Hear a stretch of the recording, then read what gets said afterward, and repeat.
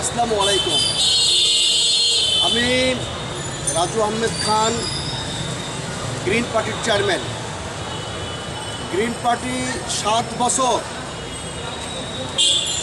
বছর অনলাইনে ইন্টার্নি করে এখন অফলাইনে আমরা সদস্য সংগ্রহ করছি।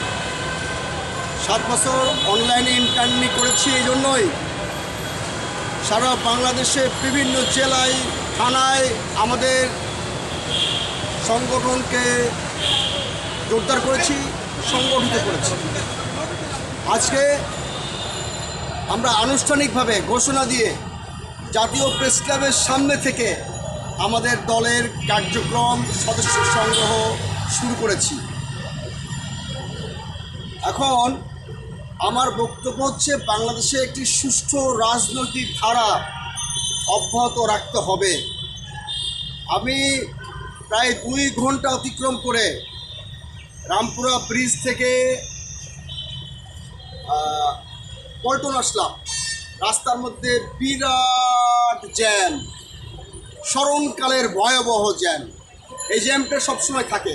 এর কারণ হচ্ছে যে এলাকাবাসীর দাবি কুড়িল থেকে সদরঘাট পর্যন্ত একটা মেট্রো রেল আবশ্যক। আপনারা মেট্রো রেলের প্ল্যানের মধ্যে এই রাস্তাটা রাখেন নাই কেন? কে জবাবদিহি করবেন? বিদায়ী সরকার। বিদায়ী সরকারকে কেউ বলছে পালিয়ে গেছে, এবং সাবেক প্রধানমন্ত্রী বলছে যে আমি তো পদত্যাগপত্র দেই নাই। অনলাইনে একটি পদত্যাগপত্র ভেসে বেড়াচ্ছে, যেটাতে অসংখ্য বানান ভুল। কেউ বলছে এটা সঠিক না, কিন্তু জনগণের পক্ষে আমি বলতে চাই, সেটা হচ্ছে রাষ্ট্রপতি যখন ঘোষণা দিয়েছেন, প্রধানমন্ত্রী পদত্যাগ করেছেন, এটা বিশ্বাস না করবার কোনো কারণ নাই। কারণ যে দেশের সংবিধান রাষ্ট্রপতিকে এমন ক্ষমতা দিয়েছে, একজন মার্ডার কেসের আসামিকে উনি মুক্ত করে দিতে পারেন। রাষ্ট্রপতি সংসদ ভেঙে দিয়েছেন। জনগণের প্রশ্নের উত্তর এখানে রয়েছে। সংসদ ভেঙে দেওয়ার পরে কী থাকে অবশিষ্ট? যদিও স্পিকার থাকেন, সেই স্পিকারও পদত্যাগ করেছেন। এখন সংসদ নাই, সংসদ সদস্যরা নাই, কার্যত প্রধানমন্ত্রীও নাই। এখন যে ইন্টারিম গভর্নমেন্ট, যে অন্তর্বর্তীকালীন সরকার এসেছে, তার দায়িত্ব তিনি পালন করছেন। বিভিন্নভাবে উনি সেট করেছেন, যদিও তার রাজনৈতিক অভিজ্ঞতা ছিল না, নেই, কিন্তু উনি একটা নোবেল বিজয়ী এবং আন্তর্জাতিকভাবে খ্যাতিমান ব্যক্তি। নিশ্চয়ই উনি ওনার রাষ্ট্রীয় কার্যক্রম জেনে সাজাবেন। কিন্তু এরপরেও অনেক অনিয়ম কিন্তু ধরা পড়েছে। তার যে উপদেষ্টা মণ্ডলীর শপথ অনুষ্ঠানে অনেকেই দাওয়াত পায় নাই, অনেকেই দাওয়াত পেয়েছে। সেখানে একটা অসামঞ্জস্যতা ছিল।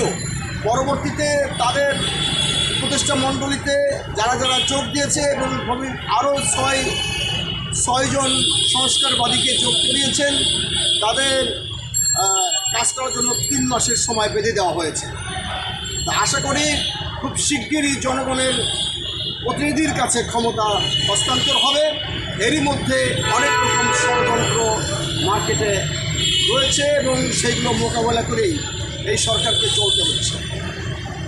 আমি একটা বিষয় স্পষ্ট বলে দিতে চাই রাজনৈতিক দলসমূহকে, সেটা হচ্ছে যে একটু আগে কাকরাইলের ওখানে বিরাট বিএনপির অঙ্গ সংগঠনের সমাবেশ দেখলাম।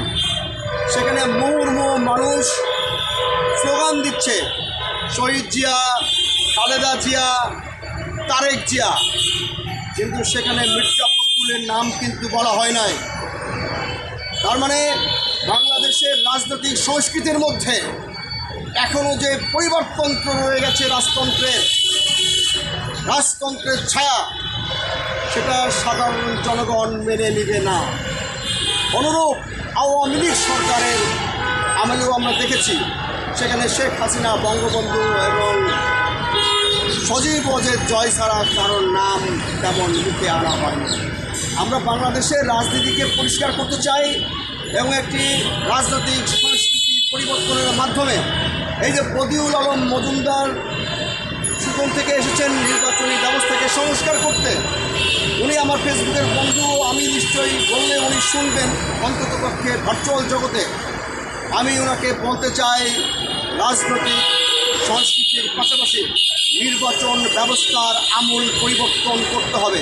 এই যে কালো টাকা পেশি শক্তিযুক্ত নির্বাচনী ব্যবস্থা, যার অধিক টাকা আছে খরচ করবার মতো, তারা নমিনেশন পায়, তারা নির্বাচন করে এবং নির্বাচনে টাকা খরচ করবার অনুমতি পায় কী করে? অতএব এই দেশে যাদের মেধা আছে এবং যারা সৎ, তাদের ওই পরিমাণের টাকা নাই। যাদেরকে আপনি নির্বাচনে উৎসাহিত করছেন না, বর্তমান রাজনৈতিক কালচার অনুযায়ী সেটার পরিবর্তন এনে আপনাকে সৎ লোকের শাসনের, জনগণের প্রতিনিধি হবার সুযোগ করে দিতে হবে। আজকে সংবিধান সংশোধনের বিষয়ে দায়িত্ব পেয়েছেন আমাদের স্বাধীন মালিক। উনি অত্যন্ত সজ্জন মানুষ, বিচক্ষণ আইনজীবী। ওনাকে বলতে চাই গ্রিন পার্টির পক্ষ থেকে, সংবিধানের সংশোধনের পাশাপাশি সংবিধানের মধ্যে যে সমস্ত কালো আইনগুলো আছে, যেমন 70 অনুচ্ছেদে কোনো দলের ব্যক্তি সংসদ সদস্য দলের বিপক্ষে কথা বললে তার সংসদ সদস্য পদ খারিজ হয়ে যায়। এইগুলোর কেন সংশোধন করা এতদিন হয় নাই, তার ব্যাখ্যা দিতে হবে। আমি বক্তব্য বাড়াবো না, প্রতিদিনই প্রেস ক্লাবের সামনে আমাদের বক্তব্য থাকবে। তবে এই যানজট দূরীকরণের জন্য আমি যে মেট্রো রেলের প্রস্তাব দিয়েছি, এখানে দৈনিক বাংলা, পল্টন থেকে আরম্ভ করে হাতিরঝিলের সম্মুখে অনেক ফুটওভার ব্রিজ দরকার। সেগুলো বাজেট বরাদ্দর ব্যাপারে আমরা জানি না, বিগত সরকার ব্যর্থ হয়েছে। মানুষ রাস্তা পারাপারে বাধার সম্মুখীন হচ্ছে, জীবনের ঝুঁকি নিয়ে পার হচ্ছে। এই বাস্তবতা মেনে নিয়ে এই সরকারকে তার রুটিন কাজের ফাঁকে কিছু জরুরি কাজগুলোতে হাত দিতে হবে। আজকে একটি কথা বলে শেষ করতে চাই, এই বাংলাদেশের পরিবর্তনতান্ত্রিক এবং রাজতন্ত্রের রাজনৈতিক সংস্কৃতির পরিবর্তন করে যদি একটি সুষ্ঠু গণতান্ত্রিক গণমুখী রাজনীতি উপহার দেওয়া না যায়, তাহলে গ্রিন পার্টি কেন, কোনো পার্টি জনগণের আশা আকাঙ্ক্ষার বাস্তবায়ন করতে পারবে না। আমি জাতীয় প্রেস ক্লাবের সামনে থেকে রাজু আহমেদ খান বলছি, গ্রিন পার্টির চেয়ারম্যান। একটি কথা বলতে চাচ্ছি, আমাদের এই অফলাইনের অভিযান, ওখানে নাম মোবাইল নাম্বার দিয়ে দেন, এই সদস্য সংগ্রহের অভিযান আমাদের চলবে, চলতেই থাকবে। কারণ বাংলাদেশের রাজনীতিতে একটি নতুন স্পেস দরকার, যারা মানুষের কথা বলে, গরিব মানুষের কথা বলে, অসহায় বঞ্চিত মানুষের কথা বলে, নিপীড়িত মানুষের কথা বলে, খেটে খাওয়া না খেয়ে থাকা মানুষের কথা বলে। আপনারা ভালো থাকবেন এবং ভালোর সঙ্গে থাকবেন এবং গ্রিন পার্টিতে যোগ দিতে আপনি বাধ্য নন। তবে একটা কথা মনে রাখবেন, বাংলাদেশের যে প্রচলিত রাজনৈতিক ব্যবস্থা, এই ব্যবস্থার বাইরে যদি একটি সৎ মানুষের রাজনীতি তাকে স্থান না দেওয়া হয়, তার জন্য স্পেস না দেওয়া হয়, এই দেশের কোটি কোটি মানুষের আশা আকাঙ্ক্ষার প্রতিফলন ঘটাতে আপনারা ব্যর্থ হবেন। ভালো থাকবেন। আসসালামু আলাইকুম।